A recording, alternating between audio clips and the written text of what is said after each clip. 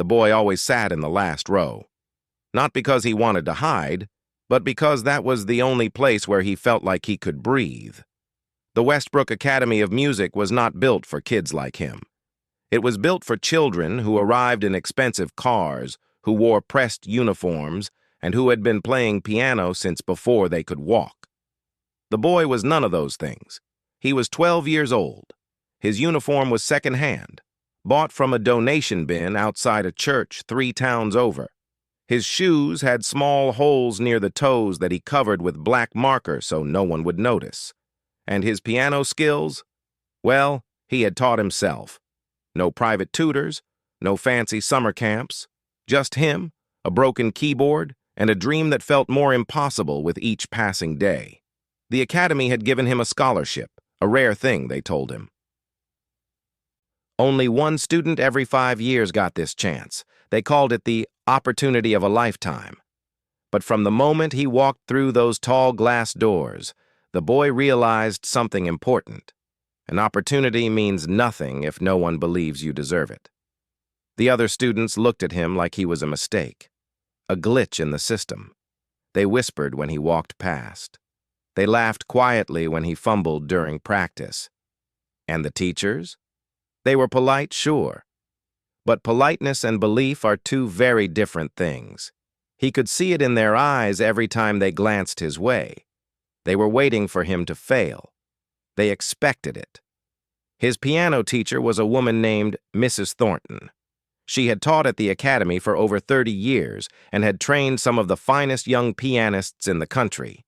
She was strict, precise, and had very little patience for students who did not meet her standards. The boy tried his best in her class. He really did. But every time he played, she would close her eyes, shake her head slowly, and say the same thing. Technique. You must focus on technique. He didn't know what he was doing wrong. At home, when he played on his grandmother's old keyboard, the music felt alive. It felt real. But here, in this cold room with its shiny grand piano and judging eyes, everything he played sounded flat, dead, like the notes were afraid to come out.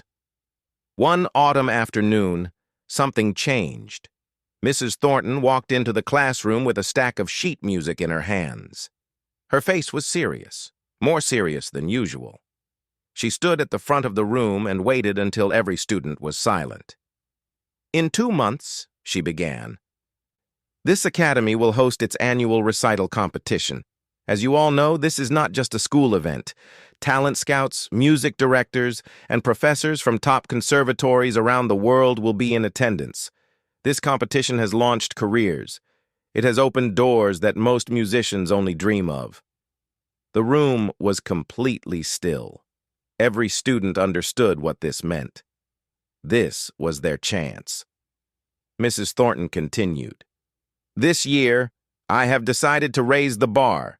Instead of allowing students to choose their own pieces, I will assign one piece to the entire class. You will all perform the same composition.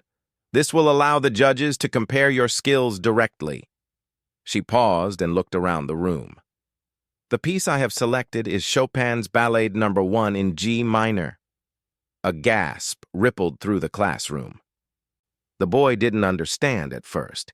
He had never heard of this piece, but from the reactions of the other students, he knew it was serious. A girl in the front row raised her hand. Mrs. Thornton, that piece is incredibly difficult. Some professionals struggle with it. Mrs. Thornton nodded. Yes, that is precisely why I chose it. I want to see what you are truly capable of. I want to separate those who have potential from those who are simply going through the motions. The boy felt his heart sink. He glanced around at his classmates. These were kids who had been training for years, kids who had personal coaches and practice rooms in their homes, kids who had played this kind of music before. And here he was, a boy who had learned piano by watching free videos on the internet and pressing silent keys on a broken keyboard. After class, the boy lingered behind. He wanted to look at the sheet music, to understand what he was up against. He picked up a copy from the desk and stared at the pages. The notes were dense, complicated, layered on top of each other like a puzzle he didn't know how to solve. His hands began to tremble. "It's a lot, isn't it?" He turned around. Mrs. Thornton was standing near the window, watching him. "Yes, ma'am," he said quietly. She walked toward him slowly, her heels clicking against the wooden floor. She stopped a few feet away and looked at the sheet music in his hands. "This piece requires more than just skill," she said. "It requires years of foundation, years of discipline, years of experience that some students in this room simply do not have." The boy swallowed hard. He knew she was talking about him. "I'm not saying you shouldn't try," she added, "but I want you to be realistic. Sometimes knowing your limits is more important than pushing past them." She gave him a small, tight smile and walked out of the room. The boy stood there alone. The words echoed in his mind. Know your limits. Be realistic. He had heard these phrases his whole life, from teachers who said he would never get into a school like this, from neighbors who said kids from his background didn't become musicians, from everyone who looked at where he came from and decided where he could go. He looked down at the sheet music again. The notes blurred as tears filled his eyes. For a moment, he thought about giving up. Maybe they were right. Maybe this wasn't his world. Maybe he didn't belong here. But then he thought about his grandmother.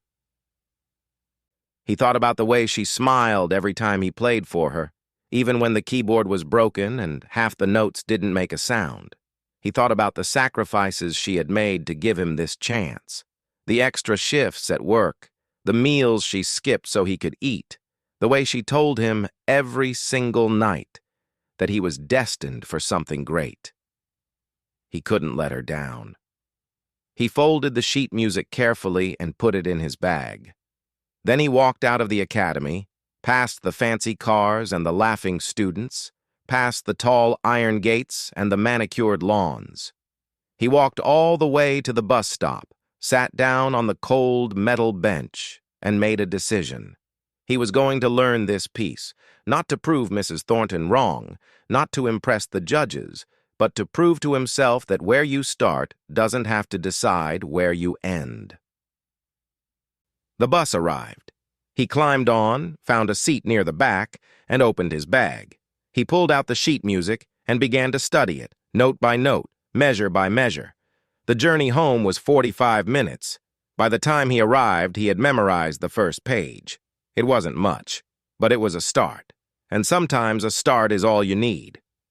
The alarm went off at 4 in the morning. The boy opened his eyes in the darkness and stared at the ceiling for a moment. His body was tired. His mind was telling him to go back to sleep. But he pushed the blanket aside and sat up anyway. He had made a promise to himself, and he intended to keep it. The apartment was small, just 2 rooms, a tiny kitchen, and a bathroom with a door that never closed properly. The walls were thin, and in the winter, the cold crept in through every crack. But it was home. It was all he and his grandmother had, and they made it work. He walked quietly to the corner of the living room where the old keyboard sat on a folding table. His grandmother had found it at a thrift store years ago. She paid $12 for it, money she had saved for months from collecting bottles and cans. When she brought it home, the boy cried. It was the first real instrument he had ever owned, but the keyboard was broken. Out of 61 keys, only about 40 of them actually made sound. The rest were silent, dead. He had learned to work around it. He would press the broken keys and imagine the notes in his head. He trained his ears to hear music that wasn't there. It was frustrating, exhausting, and sometimes it made him want to quit. But he never did. That morning, like every morning for the past 2 weeks, he sat down at the keyboard and opened the sheet music for Chopin's Ballade No. 1.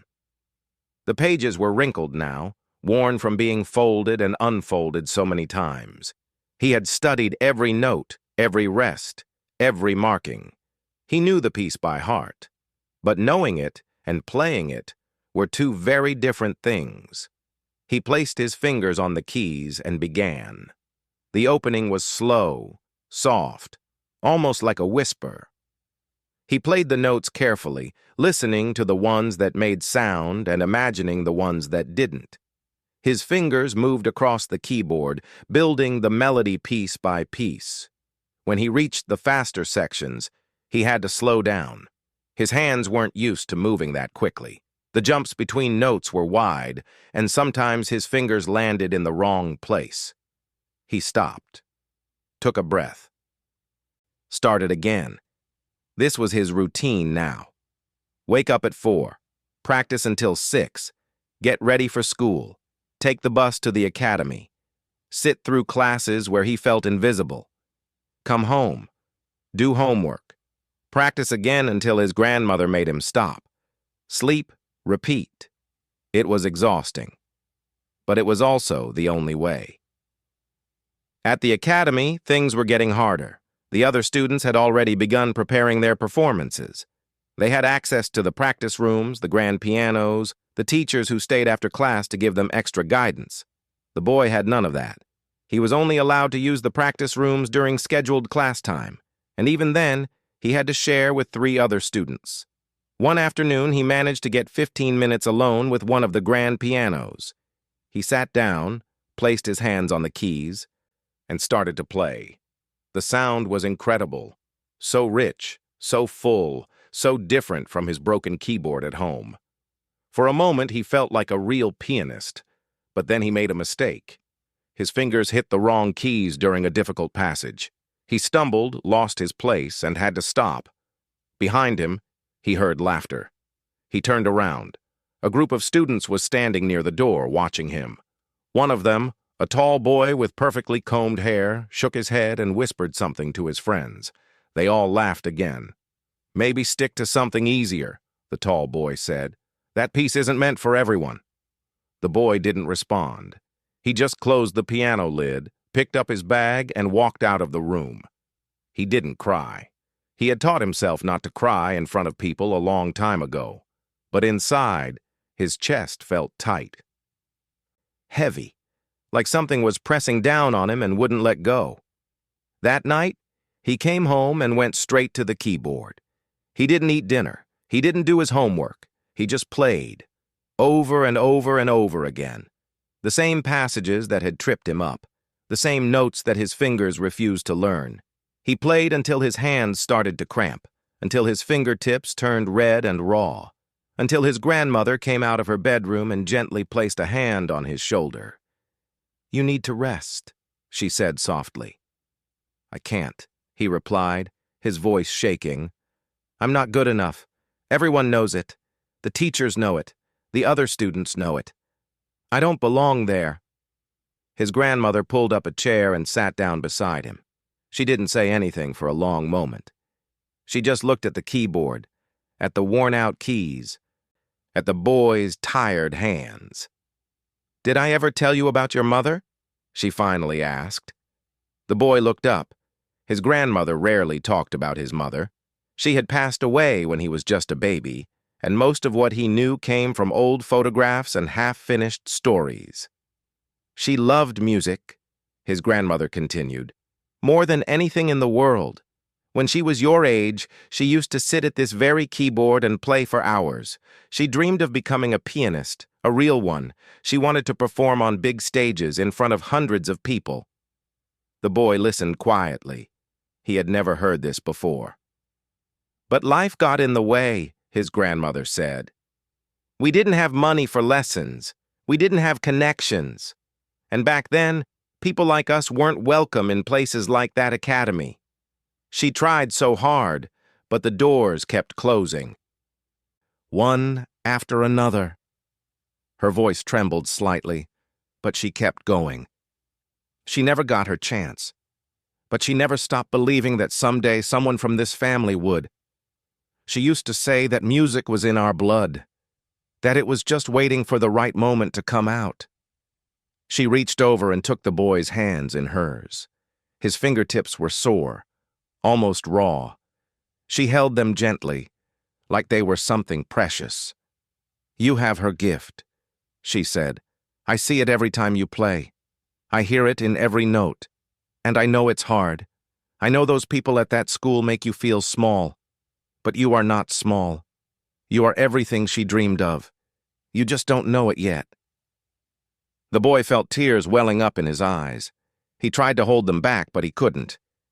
"Play for her," his grandmother whispered. "Not for the teachers.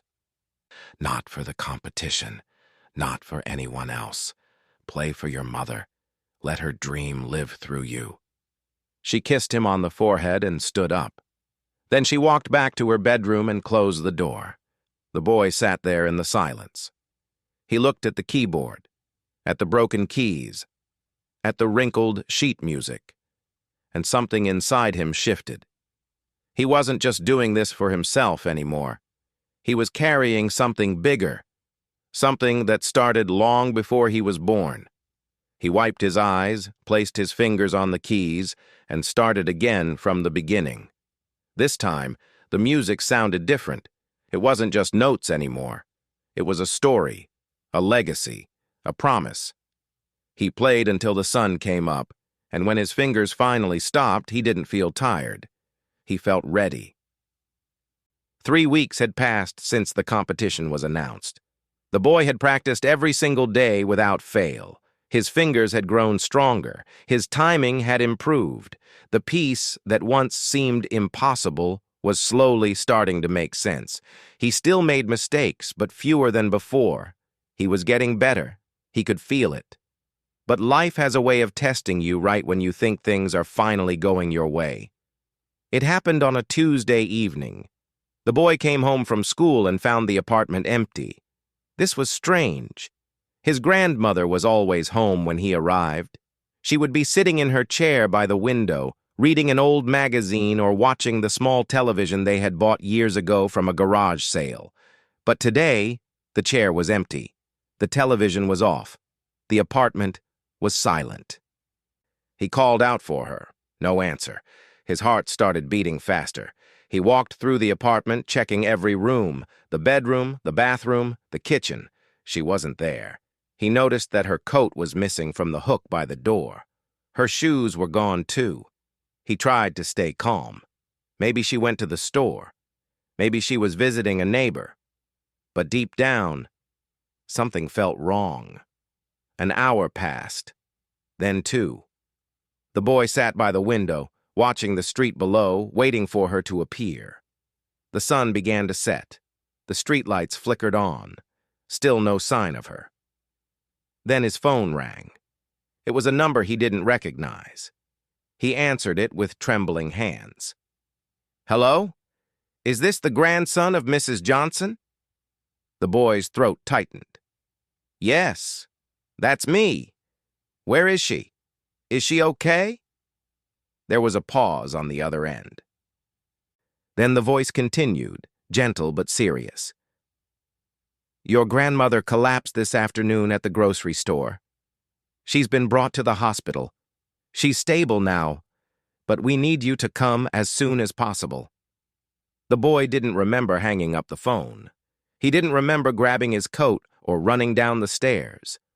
All he remembered was the cold night air hitting his face as he sprinted toward the bus stop, his mind racing with fear. The hospital was on the other side of the city. The bus ride felt like it took forever. Every red light, every stop, every second that passed felt like torture. He pressed his forehead against the window and prayed. He wasn't sure who he was praying to, but he prayed anyway. When he finally arrived, a nurse led him to a room on the 3rd floor, and there she was, his grandmother. Lying in a hospital bed, looking smaller than he had ever seen her. Her face was pale, her eyes were closed. Tubes and wires connected her to machines that beeped softly in the dim light. The boy stood in the doorway, unable to move. He had never seen her like this. She had always been strong. She was the one who held everything together. She was the one who told him not to give up, who believed in him when no one else did. Seeing her so fragile, so weak, broke something inside him. He walked slowly to her bedside and sat down in the chair next to her. He took her hand in his.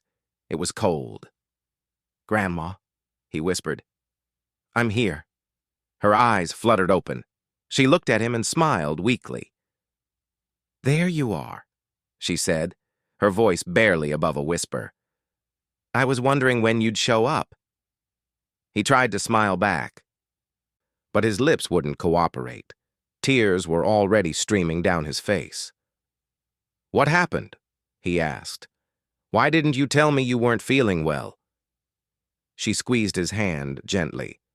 "I didn't want to worry you. You've been working so hard. I didn't want to be a distraction." The boy shook his head. "You're not a distraction. You're everything to me." They sat in silence for a while. The machines beeped steadily. Outside the window, the city lights glowed against the dark sky. The boy didn't know what to say. He didn't know how to fix this. Finally, he spoke. "Grandma, I've been thinking. Maybe I should drop out of the academy. I can get a job. I can help pay for the hospital bills. I can take care of you." His grandmother's eyes sharpened. For a moment, she looked like her old self again. "Don't you dare," she said firmly. "But, no."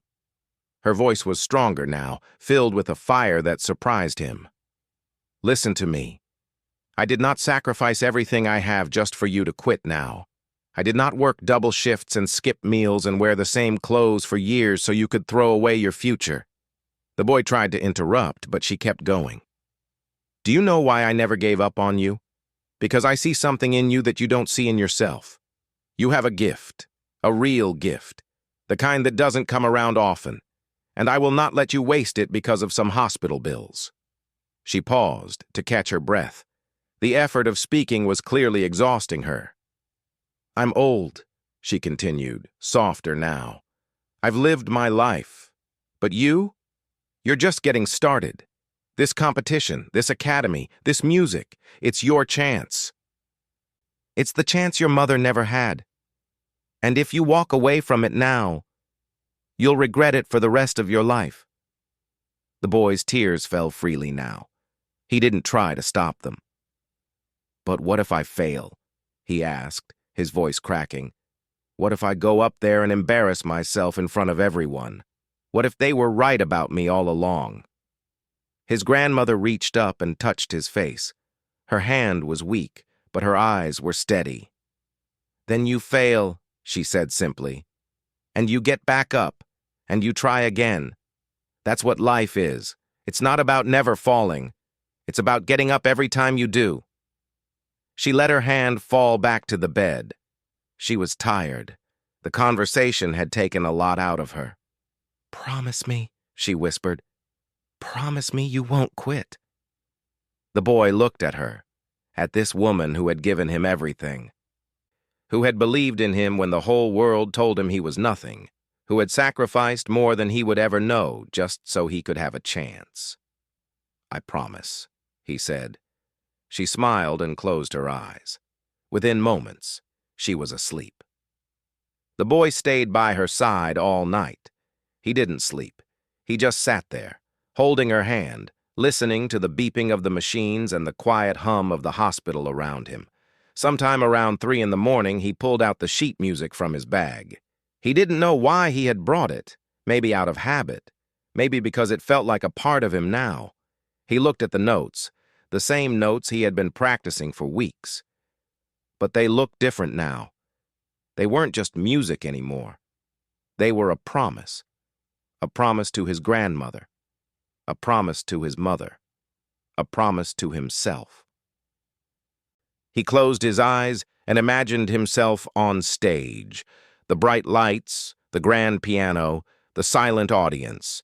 He imagined placing his fingers on the keys and playing the first note, not for the judges, not for the teachers, not to prove anyone wrong, but for the 2 women who believed in him more than he ever believed in himself.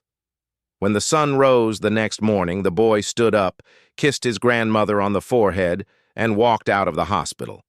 He had a competition to prepare for, and he was not going to let them down. The day of the competition arrived faster than the boy expected. It felt like just yesterday he was sitting on that bus, staring at the sheet music for the first time, wondering how he would ever learn something so complicated. Now, 8 weeks later, he knew every note by heart, every pause, every rise and fall. The music lived inside him now, like a second heartbeat. But knowing the piece and performing it in front of hundreds of people were two very different things. The morning started quietly. The boy woke up early even though there was no need to practice anymore. He sat on the edge of his bed and stared at the wall. His stomach was tight, his hands were shaking slightly. He had never felt this nervous in his entire life. He got dressed slowly. His grandmother had arranged for him to borrow a suit from a neighbor's son who was about his size. It was black, simple, and a little too big in the shoulders. The sleeves hung past his wrists, so he rolled them up slightly to make them fit. The shoes were his own, the same ones with the small holes that he had colored with black marker months ago. He looked at himself in the cracked mirror by the door. He didn't look like the other students at the academy. He didn't look polished or confident or ready. But he was going anyway.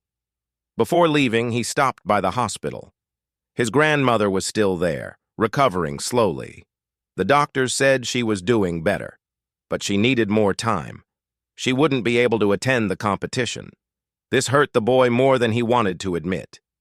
He had imagined her sitting in the audience, watching him play, smiling with pride. But life doesn't always give you what you imagine. He walked into her room and found her awake, sitting up slightly against the pillows. She looked better than before. There was color in her cheeks again, and her eyes had some of their old spark. "Look at you," she said softly when she saw him. "So handsome." The boy smiled, but it didn't quite reach his eyes. "I wish you could be there." "I'll be there," she said, tapping her chest. "Right here. Every note you play, I'll hear it. I promise." He sat beside her for a few minutes. They didn't talk much. They didn't need to. Sometimes silence says more than words ever could. When it was time to leave, she grabbed his hand and held it tight. "Remember what I told you," she said. "Play for her. Play for your mother, and play for yourself. No matter what happens today, I am already proud of you." The boy nodded. He kissed her on the forehead, took a deep breath, and walked out the door. The competition was being held at a grand concert hall in the center of the city. The boy had never been inside before. He had walked past it many times, staring at the tall columns and the golden doors, wondering what it looked like on the inside. Today, he would finally find out. When he arrived, his breath caught in his throat. The hall was enormous. Chandeliers hung from the ceiling like frozen waterfalls of light. The walls were decorated with paintings of famous composers.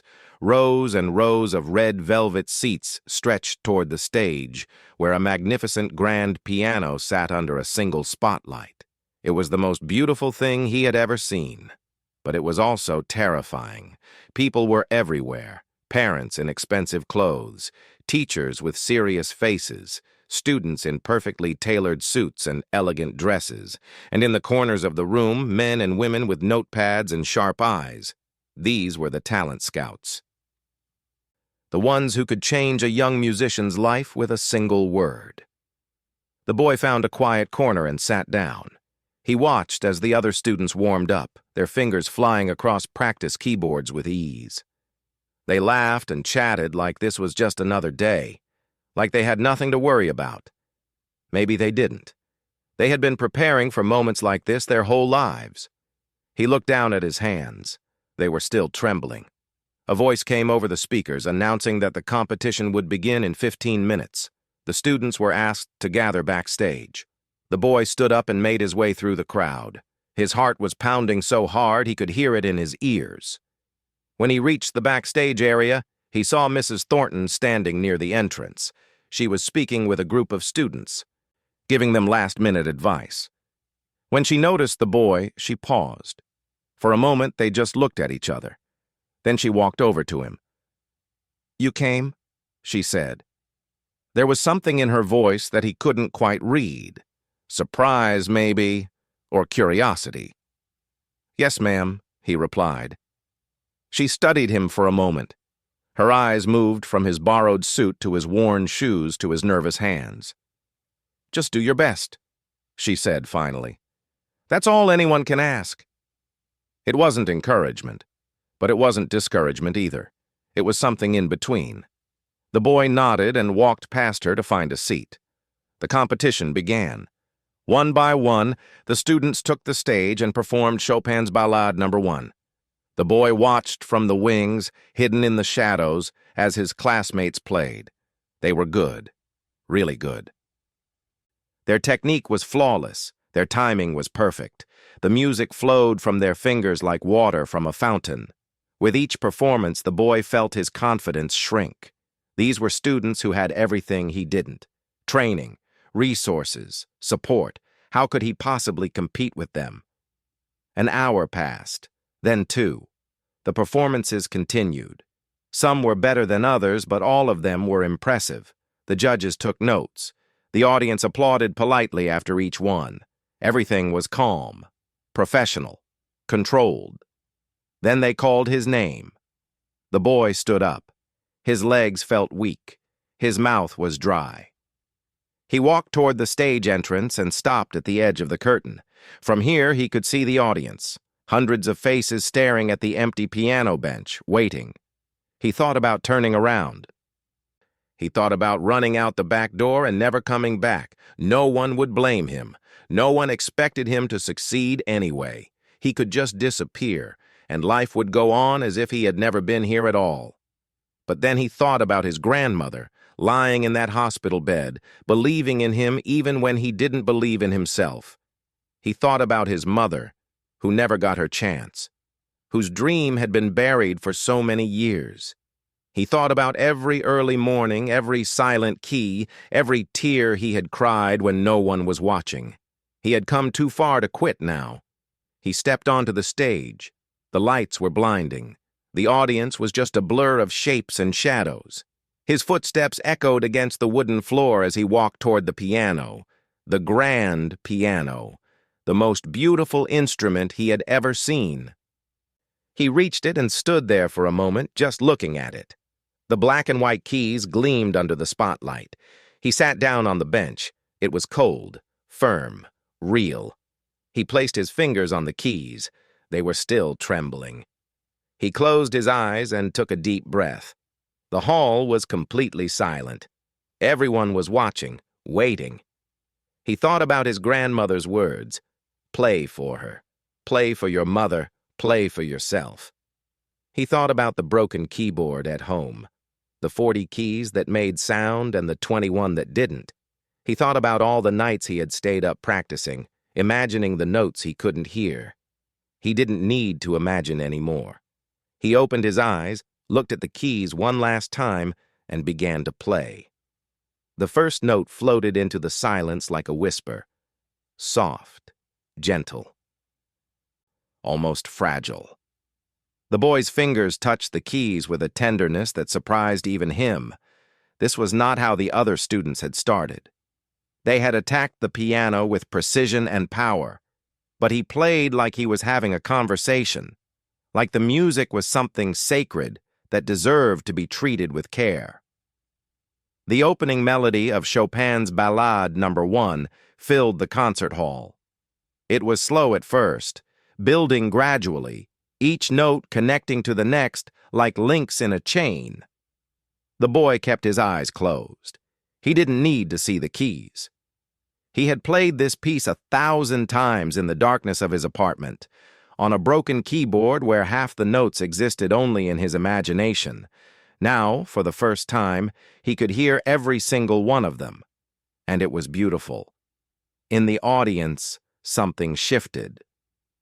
People who had been checking their phones put them away. Parents who had been whispering to each other fell silent. Even the talent scouts, who had seen hundreds of performances and had learned to keep their expressions neutral, leaned forward in their seats. There was something different about this boy, something they couldn't quite explain. The music grew. The gentle whisper became a steady pulse, then a rising wave. The boy's fingers moved faster now, dancing across the keys with a speed and accuracy that seemed impossible for someone his age. The technical passages that had tripped up other students flowed from his hands like water. But it wasn't just the technique that captured the audience. It was the emotion. Every note carried weight. Every phrase told a story. When the music was sad, you could feel the sadness deep in your chest. When it was hopeful, you felt your heart lift. When it was angry, you felt the fire. This wasn't just a performance. This was a boy pouring his entire soul onto the stage. In the wings, Mrs. Thornton stood frozen. Her arms were crossed, her face unreadable.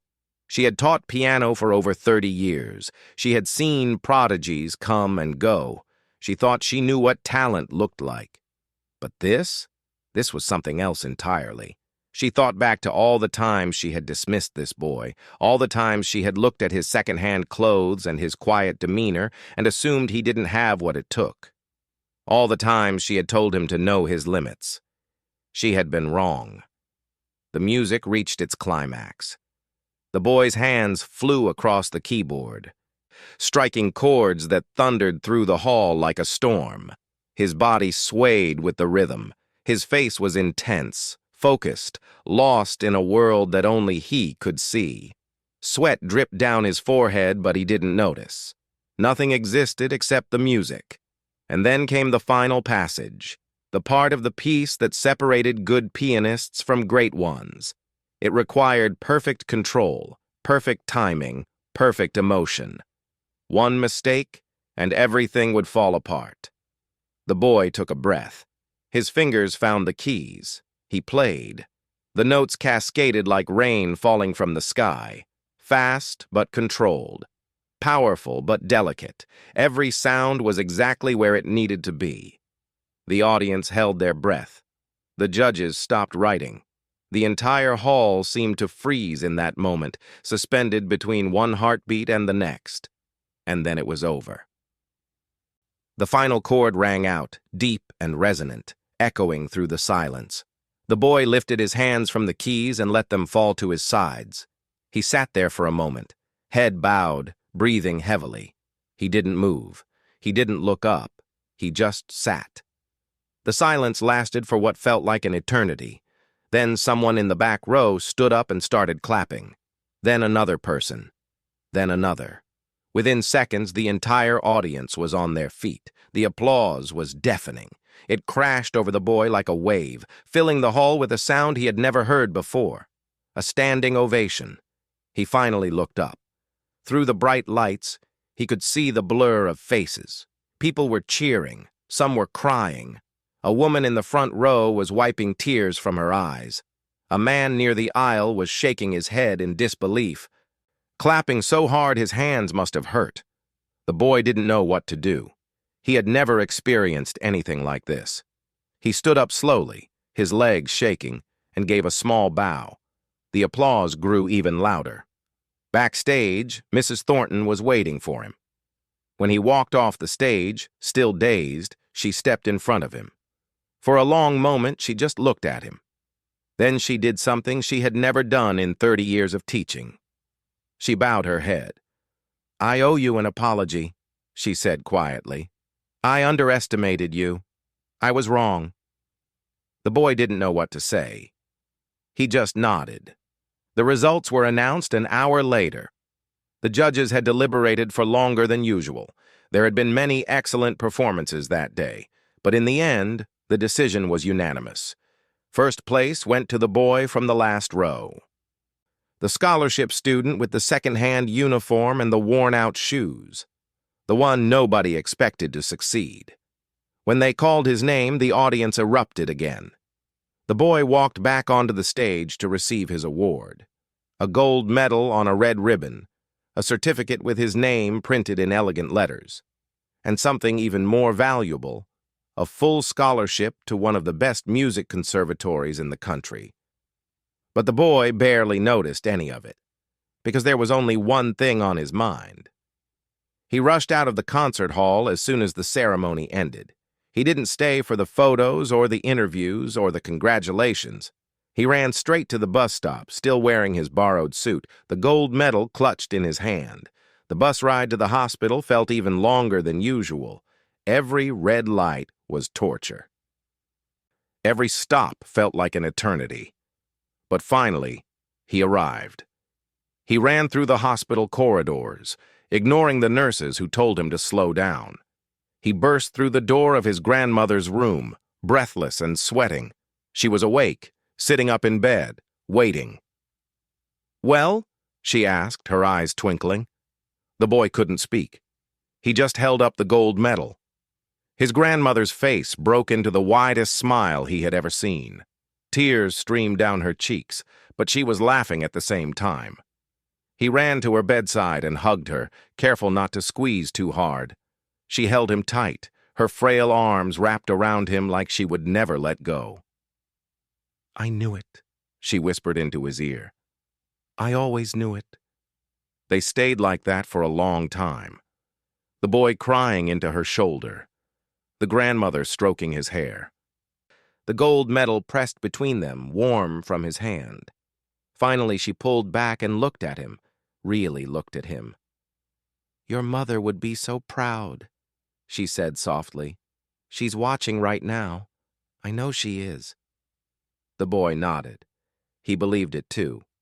That night, he sat by his grandmother's bedside and told her everything. Every note, every moment, every feeling. She listened with her eyes closed, smiling, seeing it all in her imagination. When he finished, she took his hand and squeezed it. "This is just the beginning," she said. "You're going to do great things. I can feel it." The boy looked at her, at this woman who had sacrificed everything for him, who had believed in him when no one else did, who had given him the strength to keep going when he wanted to give up. "I couldn't have done it without you," he said. She shook her head. "No, this was all you. I just reminded you of what was already inside." The boy smiled. For the first time in a long time, he felt at peace. Outside the window, the city lights glittered against the night sky. Somewhere out there, a new chapter was waiting for him. New challenges, new stages, new dreams. But for now, he was exactly where he needed to be, holding his grandmother's hand, carrying his mother's dream, and ready to show the world what a boy from nowhere could become.